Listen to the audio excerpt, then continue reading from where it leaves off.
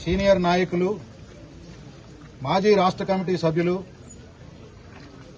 ఉమ్మడి ఆంధ్రప్రదేశ్ రైతు సంఘం రాష్ట్ర ప్రధాన కార్యదర్శిగా పనిచేసినటువంటి సామినేని రామారావు గారిని చింతకాని మండలం పాతర్లపాడు వారి స్వగ్రామం. ఈ గ్రామంలో ఉదయం వారి కుటుంబం వారి ఇంటి వద్దనే ఉదయం పూట లేచి కుటుంబం అంతా పనులు చేసుకుంటున్నటువంటి సందర్భంలో ఈ గ్రామంలో సిపిఎం పార్టీ రాబోయే స్థానిక సంస్థల ఎన్నికల్లో విజయం సాధించే అవకాశం ఉంది, దాన్ని ఎదుర్కోవడం కష్టము అని చెప్పేసి భావించినటువంటి కాంగ్రెస్ పార్టీ శ్రేణులు కుట్ర చేసి హత్య గావించారు. ఈ హత్యని సిపిఎం పార్టీ రాష్ట్ర కమిటీ, జిల్లా కమిటీ మేమంతా తీవ్రంగా ఖండిస్తా ఉన్నాం. హత్యా రాజకీయాలతోని సిపిఎం పార్టీ పురోగమనాన్ని ఆపు చేయలేరు అని చెప్పేసి హెచ్చరిస్తా ఉన్నాం. ఒక చిన్న వాదులాట జరిగినటువంటి నేపథ్యాన్ని దృష్టిలో ఉంచుకొని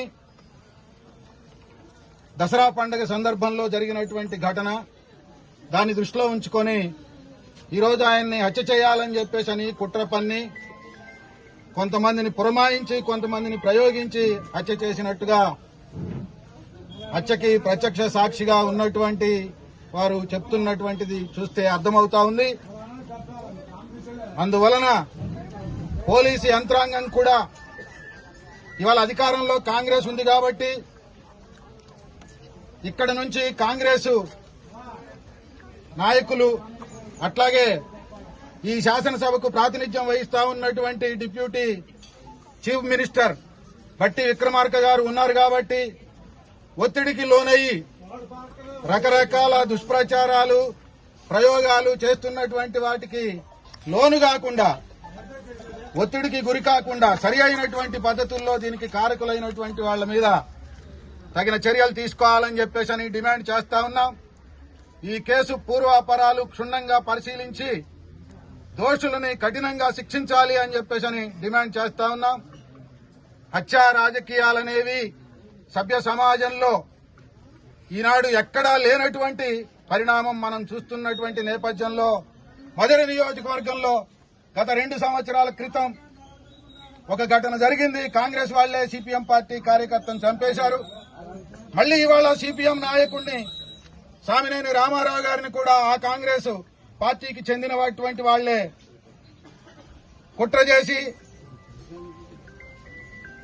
తయారు చేసి చంపించినటువంటి ఘటనని చూస్తా ఉన్నాం.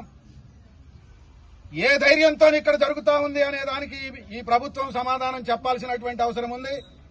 మేము ఏమి చేసినా సరిపోతుంది, హత్యలు చేసినా, దాడులు చేసినా, దౌర్జన్యాలు చేసినా, దుర్మార్గాలు చేసినా సరిపోతుంది అనేటటువంటి ఒక ధోరణితోని ఇక్కడ ఉన్నటువంటి కాంగ్రెస్ నాయకత్వం వ్యవహరిస్తా ఉంది అనంటే దీనికి భరోసా ఇచ్చేటటువంటి వాళ్లే దీనికి జవాబుదారీగా ఉండాల్సినటువంటి పరిస్థితి ఏర్పడుతుంది అని చెప్పేసి తెలియజేస్తా ఉన్నాం. అందుకనే ప్రజలు కూడా ఆలోచించాలి, ఇటువంటి వాటికి తావు లేకుండా చేయాలి.